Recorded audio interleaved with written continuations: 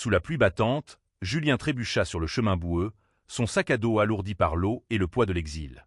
Derrière lui, les lumières vacillantes du village de Saint-Lys s'évanouissaient dans la brume, comme si le monde entier tournait le dos à son existence. « Ne reviens jamais !» avait crié le maire, la voix tremblante de colère, tandis que la foule, jadis ses voisins, l'avait chassé comme un paria. Julien, 25 ans, français, né dans ce village niché dans les collines de Provence, n'avait jamais imaginé que son amour pour un autre homme, un secret qu'il avait gardé enfoui pendant des années, deviendrait sa condamnation. Il avançait, le cœur serré, ses chaussures s'enfonçant dans la terre détrempée, tandis qu'Héloïse, sa meilleure amie, une femme transgenre de 28 ans, marchait à ses côtés. Héloïse, avec ses longs cheveux noirs et son regard farouche, avait été la première à le défendre, la première à braver les regards haineux pour rester à ses côtés. « Il ne mérite pas tes larmes, Julien », murmura-t-elle, sa voix douce mais ferme, comme une ancre dans la tempête. Elle avait elle-même affronté le rejet, les chuchotements, les portes fermées, mais jamais elle n'avait plié. Ensemble, ils formaient un duo improbable, deux âmes rejetées par un village figé dans ses traditions, mais unies par une amitié plus forte que la haine. Saint-Lys, un village pittoresque où les champs de lavande s'étendaient à perte de vue, semblait idyllique de loin. Mais sous ses façades de pierre et ses ruelles fleuries, il cachait une intolérance féroce. Quand Julien avait été vu, un soir d'été, embrassant timidement Antoine, un jeune boulanger de passage, les rumeurs s'étaient répandues comme une traînée de poudre. Les regards s'étaient durcis, les messes dominicales s'étaient transformées en sermons contre l'abomination. Le conseil du village, mené par le maire, un homme austère nommé Bernard, avait décidé que Julien devait partir. Pour le bien de la communauté, avait-il dit. Héloïse, elle, avait choisi de partir avec lui. « Si tu tombes, je tombe avec toi », avait-elle déclaré, ses yeux brillants de défi. Elle avait grandi à Saint-Lys, elle aussi, mais son parcours avait été semé d'embûches bien avant celui de Julien. Sa transition, amorcée à l'âge de 20 ans, avait fait d'elle une cible facile pour les moqueries et les jugements. Pourtant, elle avait appris à marcher la tête haute, à répondre aux insultes par un sourire narquois. Leur départ n'était pas seulement une fuite, c'était un acte de résistance. Ils laissèrent derrière eux les champs de lavande, les cloches de l'église, et les souvenirs d'une vie qu'ils avaient cru pouvoir construire ici. Mais Julien portait en lui un secret, un savoir que personne au village ne soupçonnait. Sous la colline de la vieille chapelle, il avait découvert, enfant, une source souterraine, un réservoir d'eau pure qui coulait en silence, ignoré de tous. Il n'en avait jamais parlé, par crainte qu'on ne le prenne pas au sérieux. Maintenant, banni, il emportait ce secret avec lui, comme une arme qu'il n'était pas encore prêt à brandir. La première nuit, ils trouvèrent refuge dans une grange abandonnée, à quelques kilomètres du village. La pluie tambourinait sur le toit de tôle, et Julien, frissonnant, se blottit contre Héloïse. « Qu'est-ce qu'on va faire » murmura-t-il, sa voix brisée par l'épuisement. Héloïse passa un bras autour de ses épaules. « On va survivre, Julien. Et un jour, ils regretteront de nous avoir chassés. » Le lendemain matin, le soleil perça timidement à travers les nuages, illuminant les collines verdoyantes. Julien et Héloïse reprirent la route, déterminés à rejoindre Aix-en-Provence, une ville où ils espéraient trouver un refuge, une communauté qui les accepterait tels qu'ils étaient. Mais le chemin était long, et leurs maigres provisions s'amenuisaient rapidement. À Saint-Lys, la vie continuait sans eux. Les villageois, convaincus d'avoir purifié leur communauté, reprenaient leur routine. Mais une ombre planait déjà sur le village. Les puits, qui alimentaient les champs et les foyers, montraient des signes de faiblesse. L'été avait été sec, plus sec que d'habitude, et les ruisseaux qui serpentaient à travers la vallée s'étaient réduits à un filet d'eau. Au marché, les conversations tournaient autour des récoltes menacées. « C'est la colère de Dieu », murmuraient certains, superstitieux, tandis que d'autres accusaient le changement climatique. Bernard, le maire, organisait des réunions d'urgence, mais ses discours rassurants ne pouvaient masquer la vérité. Saint-Lys était au bord d'une crise. Pendant ce temps, Julien et Héloïse arrivaient à Aix. La ville, avec ses fontaines élégantes et ses rues animées, leur offrait un contraste saisissant avec la rigidité de Saint-Lys. Ils trouvèrent un petit centre communautaire LGBT, un lieu où des gens comme eux pouvaient se réunir, partager leurs histoires et reconstruire leur vie. Là, ils rencontrèrent Clara, une femme lesbienne d'une trentaine d'années, française, au sourire chaleureux et à l'énergie débordante. Clara gérait le centre avec une passion contagieuse, et elle les accueillit à bras ouverts. « Vous êtes chez vous ici », leur dit-elle, en leur offrant un thé brûlant. « Ce que vous avez vécu à Saint-Lys, c'est injuste, mais ici, vous pouvez être vous-même. » Julien, encore marqué par le rejet, restait méfiant. Mais Héloïse, toujours plus audacieuse, s'intégra rapidement. Elle participa à des ateliers, raconta son histoire, et trouva du réconfort dans les récits des autres. Julien, lui, passait ses journées à écrire dans un carnet, décrivant la source qu'il avait découverte enfant. Il ne savait pas encore comment, mais il sentait que ce savoir pourrait un jour changer les choses. Un soir, Clara les invita à une veillée organisée par le centre. Autour d'un feu de camp improvisé dans une cour, des membres de la communauté partageaient leurs rêves et leurs luttes. Julien, poussé par Héloïse, prit la parole pour la première fois. « J'ai été chassé pour qui j'aime, » dit-il, la voix tremblante. « Mais je ne veux pas que la haine définisse qui je suis. » Les applaudissements qui suivirent lui donnèrent un frisson d'espoir. Pour la première fois depuis son départ, il sentit qu'il pouvait appartenir à quelque chose de plus grand. À Senlis, la situation empirait. Les puits s'étaient complètement asséchés et les camions-citernes, coûteux, ne suffisaient pas à répondre aux besoins du village. Les champs de lavande, autrefois source de fierté, jaunissaient sous le soleil impitoyable. Les villageois, autrefois unis dans leur rejet de Julien, commençaient à se diviser, certains murmurant que leur malheur était une punition pour leur intolérance. Bernard, accablé par la pression, refusait d'admettre ses erreurs. Mais une voix s'éleva, celle de Margot, une vieille femme respectée, qui avait toujours gardé le silence. « Nous avons chassé un des nôtres », dit-elle lors d'une réunion. Julien connaissait ces terres mieux que quiconque. Et s'il savait quelque chose que nous ignorons? Les mots de Margot semèrent le doute, mais l'orgueil du maire et de ses partisans était encore trop fort. Ils décidèrent d'envoyer une délégation à Aix pour acheter de l'eau à prix d'or, ignorant que la clé de leur salut reposait entre les mains de celui qu'ils avaient banni. Julien s'éveilla en sursaut, le cœur battant, hanté par un rêve où Senlis disparaissait sous une mer de sable. À ses côtés, Héloïse dormait paisiblement sur un matelas d'appoint, dans la petite chambre qu'ils partageaient au centre communautaire d'Aix. La lumière du matin filtrait à travers les rideaux usés, projetant des ombres douces sur le visage de son ami. Il se leva sans bruit et ouvrit son carnet, où il avait dessiné, nuit après nuit, des cartes approximatives de la source souterraine qu'il avait découverte enfant. Ses souvenirs, enfouis sous des années de peur et de silence, revenaient maintenant avec une clarté saisissante. La source se trouvait sous la colline de la vieille chapelle, un lieu que les villageois évitaient, superstitieux, croyant qu'il était maudit. Julien, lui, y voyait une promesse. « Tu penses encore à eux, n'est-ce pas » demanda Héloïse, émergeant de son sommeil, ses yeux encore lourds de fatigue. Julien referma son carnet d'un geste brusque. « Pas à eux. À la terre. À ce qu'on aurait pu construire là-bas, si seulement sa voix s'éteignit, étouffée par un mélange de colère et de nostalgie. » Héloïse s'assit, repoussant une mèche de cheveux noirs derrière son oreille. « Julien, ils t'ont rejeté. Ils ne méritent pas que tu te tortures pour eux. » Mais Julien ne pouvait s'empêcher de penser à Senlis. Malgré la douleur, ce village restait ancré en lui, comme les racines d'un arbre qu'on ne peut arracher sans saigner. Il se demandait si Antoine, le boulanger dont le baiser avait tout déclenché, pensait encore à lui.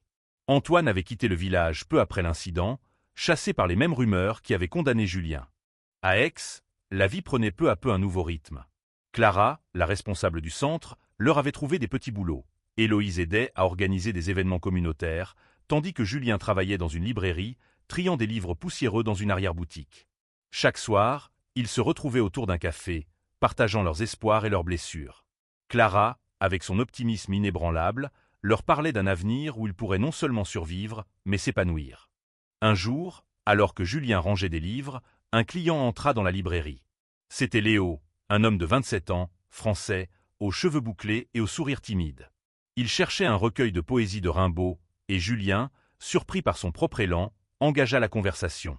Léo, ouvertement gai, parlait avec une aisance qui contrastait avec la réserve de Julien. « Rimbaud, c'est mon refuge, » dit-il en riant. « Ces mots me rappellent qu'on peut être libre, même dans un monde qui veut nous enfermer. » Julien sentit une chaleur inattendue monter en lui. Depuis Antoine, il avait fermé son cœur, par peur de souffrir à nouveau. Mais Léo, avec son regard franc et son rire facile, fissurait peu à peu ses défenses. À Senlis, la crise de l'eau s'aggravait. Les camions-citernes, rares et coûteux, ne suffisaient plus. Les champs de lavande, autrefois source de revenus pour le village, étaient désormais des étendues desséchées, et les touristes, qui venaient autrefois en masse, se faisaient rares. Les villageois, accablés, se réunissaient chaque soir à l'église, priant pour un miracle. Margot, la vieille femme qui avait osé parler en faveur de Julien, devenait de plus en plus insistante. « Nous devons le faire revenir », déclara-t-elle lors d'une réunion houleuse. Julien connaît ces terres. Il passait des heures à explorer les collines quand il était petit. Et s'il savait quelque chose? Mais Bernard, le maire, s'y opposait farouchement. Cet individu a souillé notre village, cracha-t-il, son visage rouge de colère. Nous trouverons une autre solution. Pourtant, la délégation envoyée à Aix revint bredouille. Les autorités de la ville, débordées par leurs propres besoins, ne pouvaient fournir d'eau à un petit village comme Saint-Lys.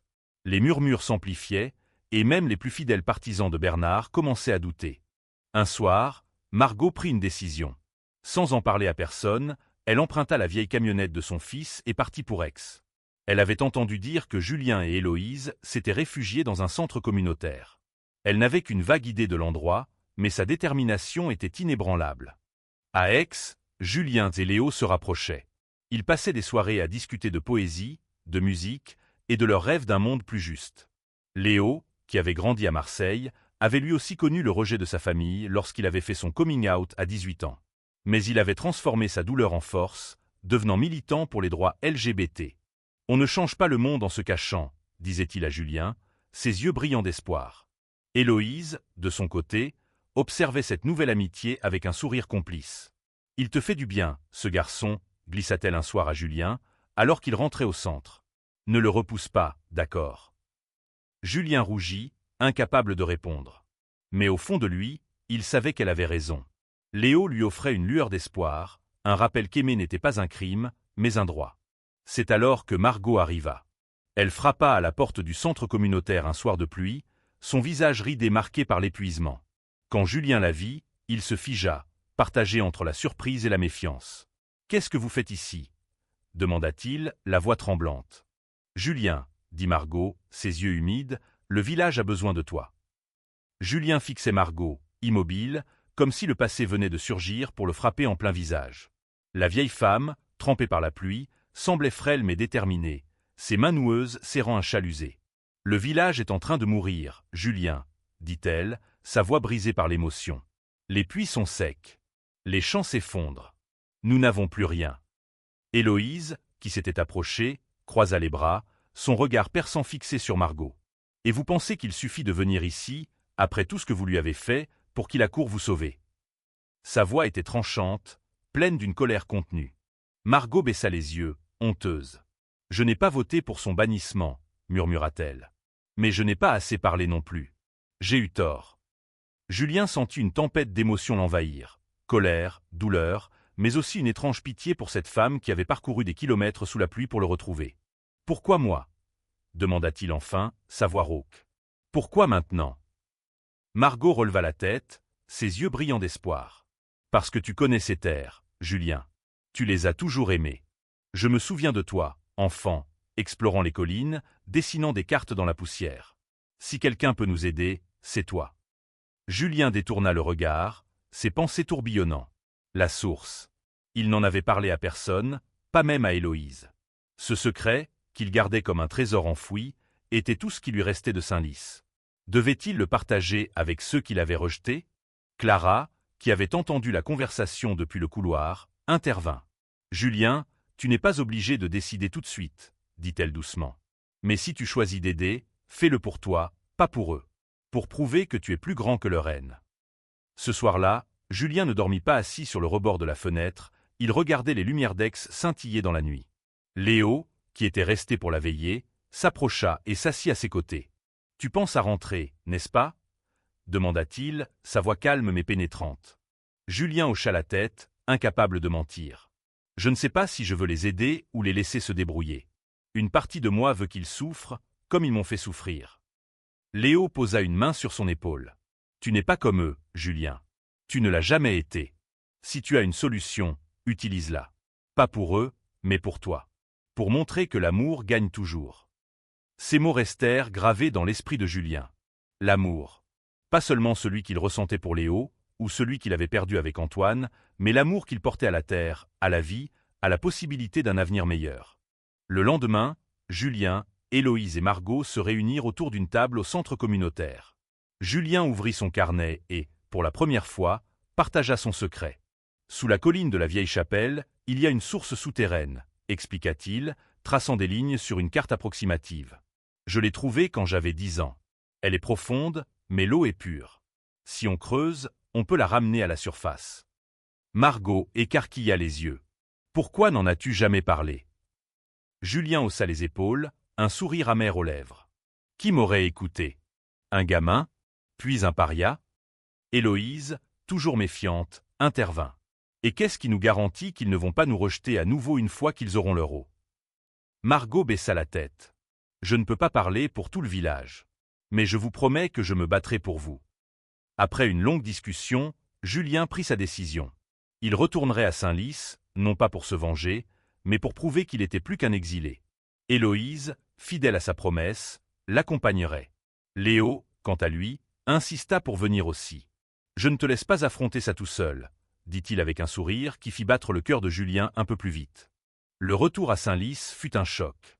Les rues, autrefois vibrantes, étaient silencieuses, les champs déserts. Les villageois, épuisés par la sécheresse, les regardèrent arriver avec un mélange de méfiance et de désespoir. Bernard, le maire, les accueillit avec froideur. « Vous osez revenir » grogna-t-il, son autorité vacillante face à la crise.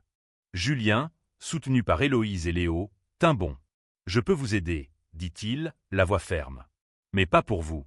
Pour la terre.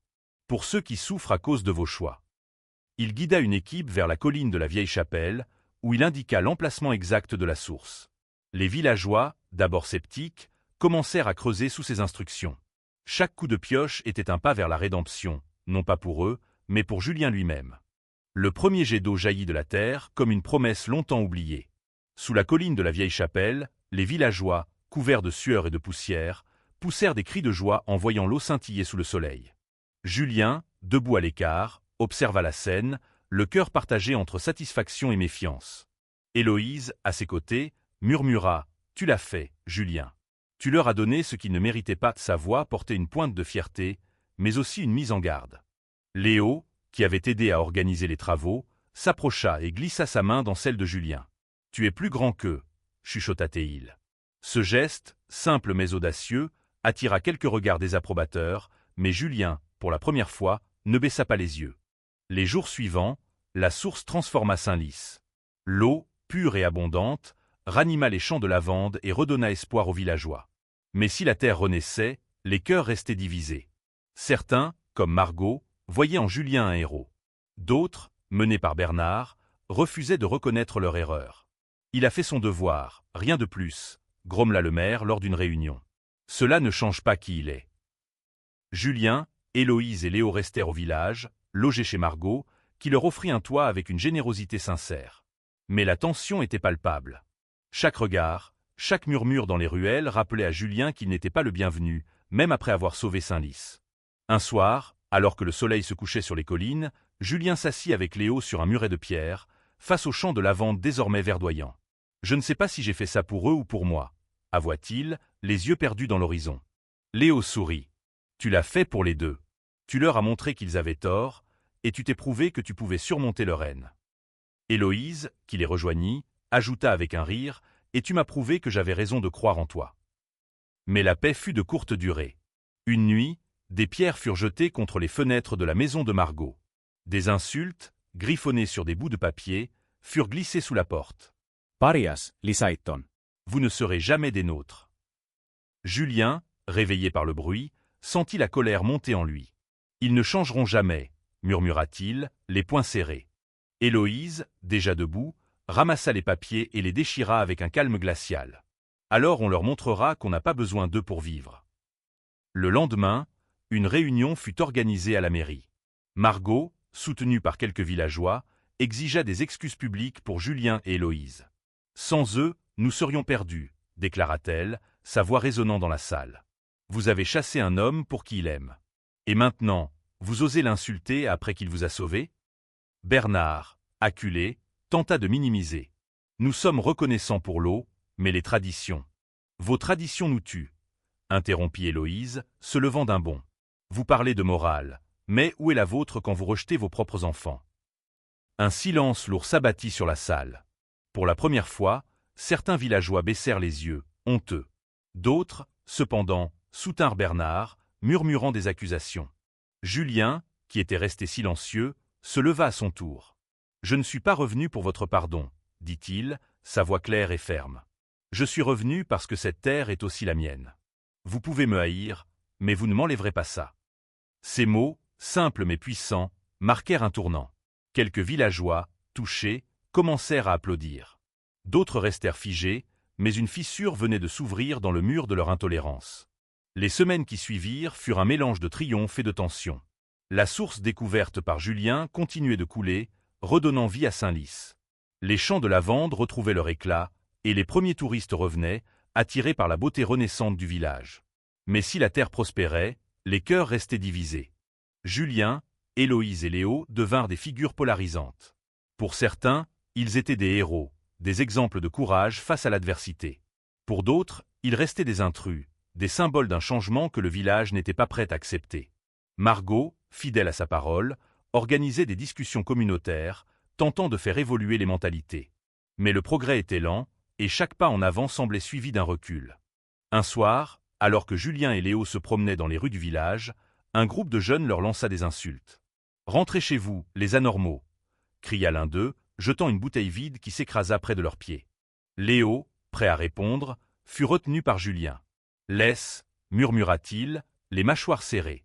Ils ne méritent pas qu'on s'abaisse à leur niveau. » Mais cette nuit-là, dans la sécurité de la maison de Margot, Julien craqua. « Je ne peux plus, » avoua-t-il à Héloïse, les larmes aux yeux. « J'ai tout donné, et ils me haïssent encore. » Héloïse s'agenouilla devant lui, prenant ses mains dans les siennes. « Tu n'as rien à prouver à ces gens, Julien.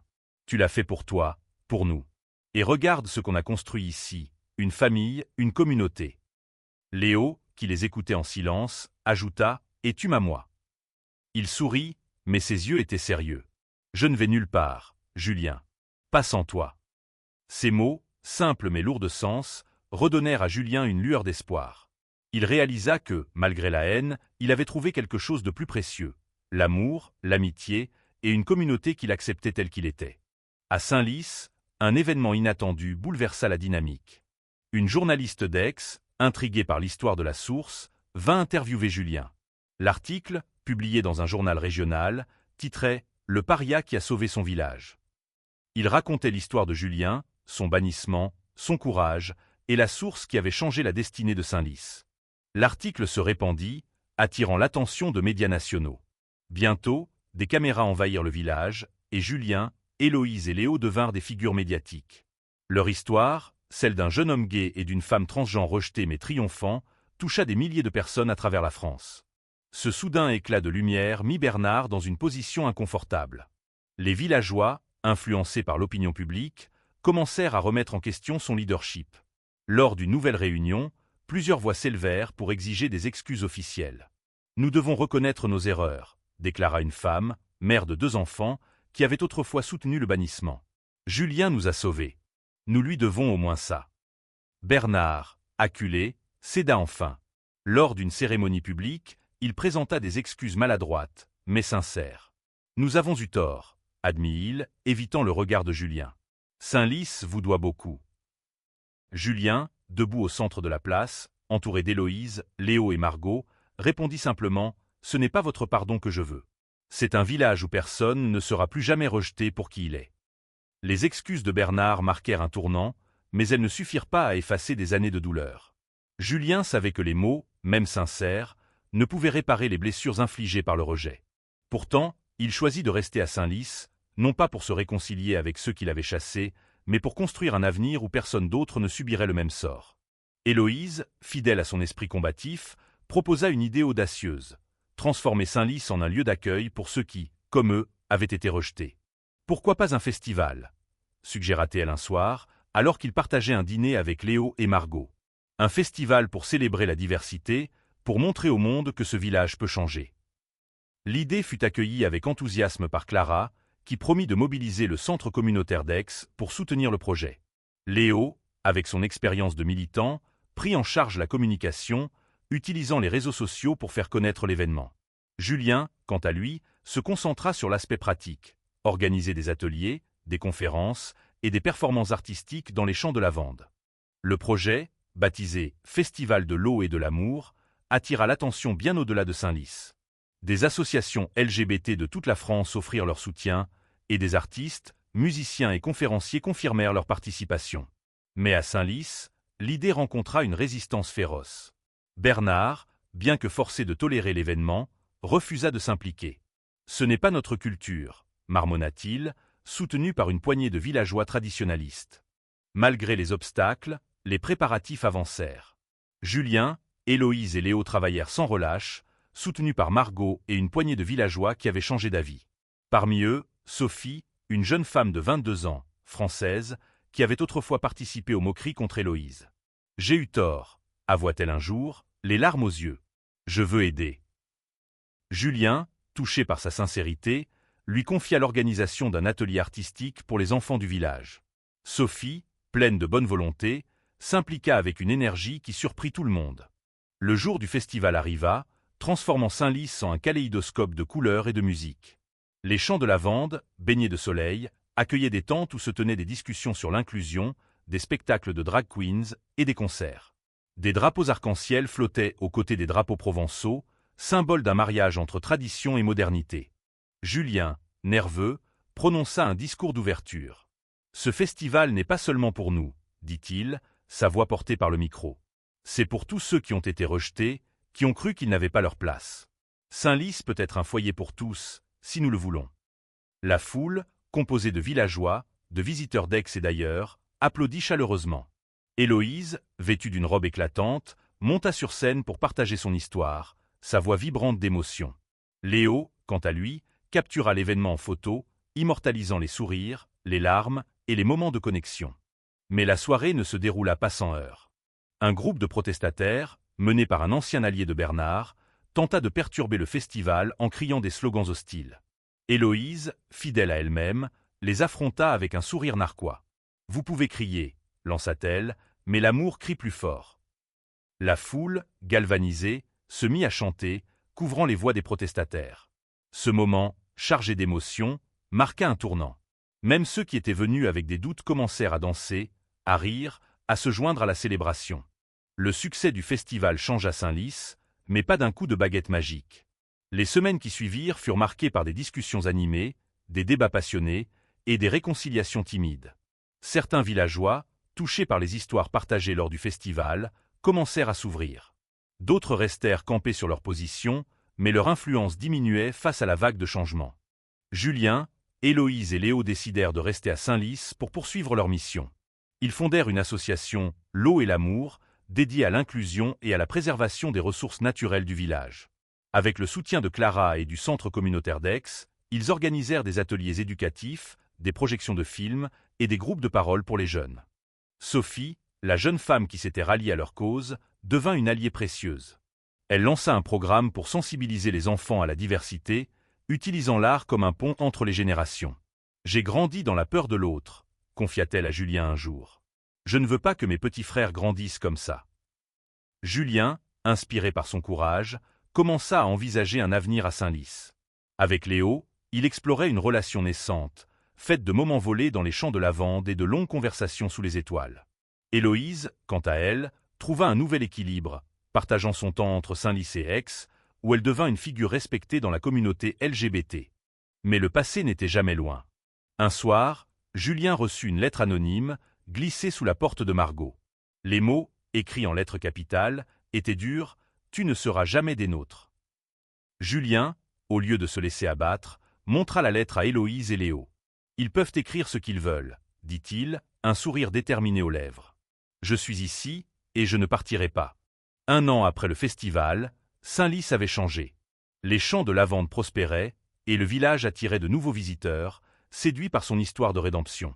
L'association de Julien, Héloïse et Léo obtint un financement pour construire un centre communautaire local, un espace où tous, quelle que soit leur identité, pourraient se réunir. Bernard, affaibli par la perte de soutien, céda finalement sa place de maire à Margot, qui fut élue avec une majorité écrasante. Sa première décision fut de déclarer Senlis village inclusif, une promesse gravée sur une plaque à l'entrée du village, juste à côté de la source. Julien, Héloïse et Léo assistèrent à l'inauguration du centre communautaire, entouré de visages familiers et nouveaux. Sophie, désormais bénévole à plein temps, pleurait de joie. Clara, venue d'Aix, applaudissait avec fierté. Même Antoine, le boulanger, fit une apparition surprise, révélant qu'il avait suivi l'histoire de Julien dans les journaux. Tu m'as inspiré, dit Antoine à Julien, un sourire timide aux lèvres. Tu m'as montré qu'on pouvait se battre pour être soi. Julien, ému, serra sa main. On l'a fait ensemble, répondit-il. Le soleil se levait sur Saint-Lys, baignant les champs de lavande d'une lumière dorée. Julien, debout sur la colline de la vieille chapelle, observait le village qu'il avait autrefois cru perdre à jamais. À ses côtés, Léo tenait sa main, son regard rempli d'une tendresse qui disait tout ce que les mots ne pouvaient exprimer. Héloïse, un peu plus loin, riait avec Sophie, planifiant le prochain festival. Le centre communautaire, désormais ouvert, était devenu le cœur battant de Saint-Lys. Chaque semaine, des jeunes, des familles et même des anciens venaient participer à des ateliers, des discussions ou simplement partager un café. Les murs, décorés de peintures réalisées par les enfants du village, racontaient une histoire de transformation, de douleurs surmontées et d'espoir retrouvé. Julien, Héloïse et Léo avaient prouvé que l'amour, sous toutes ses formes, pouvait triompher de la haine. Ils n'avaient pas seulement sauvé un village de la sécheresse, ils avaient planté les graines d'un changement durable. Saint-Lys, autrefois synonyme de rejet, devenait un symbole d'inclusion, un refuge pour ceux qui cherchaient un foyer. Un jour, alors que Julien arrosait les plantes du centre, un adolescent du village s'approcha, hésitant. « Je crois que je suis gay », murmura-t-il, les yeux baissés. « Mais j'ai peur de le dire à mes parents. » Julien posa son arrosoir et s'assit avec lui. « Tu n'es pas seul, » dit-il doucement. « Et quoi qu'il arrive, tu as une place ici. » Ce moment, simple mais profond, résumait tout ce que Julien avait traversé. Il n'avait pas seulement trouvé la source d'eau qui avait sauvé Saint-Lys. Il avait trouvé en lui la force de construire un avenir où personne ne serait rejeté pour qui il est. Des années plus tard, Saint-Lys était méconnaissable. Le festival annuel attirait des milliers de visiteurs, et le village était devenu une destination prisée pour sa beauté et son message d'espoir. Julien et Léo, désormais en couple, vivaient dans une petite maison à l'orée des champs de lavande. Héloïse, quant à elle, partageait son temps entre Saint-Lys et ses voyages à travers la France, où elle donnait des conférences sur l'acceptation et la résilience. Margot, devenue une figure maternelle pour eux tous, passait ses journées à raconter l'histoire de la source à ses petits-enfants, insistant sur le courage de Julien. « Il nous a appris que l'amour est plus fort que tout », disait-elle, les yeux brillants. Le dernier soir du festival, Julien monta sur scène, tenant la main de Léo. « Ce village m'a rejeté », dit-il à la foule. « Mais il m'a aussi appris à me relever, à aimer et à construire. Merci à vous tous, qui avez cru en nous. » La foule applaudit, et les champs de lavande semblèrent vibrer sous les étoiles. Julien, entouré de ceux qu'il aimait, sut qu'il avait trouvé sa place. Pas seulement à Saint-Lys, mais dans un monde qu'il contribuait à rendre meilleur, une goutte d'eau à la fois.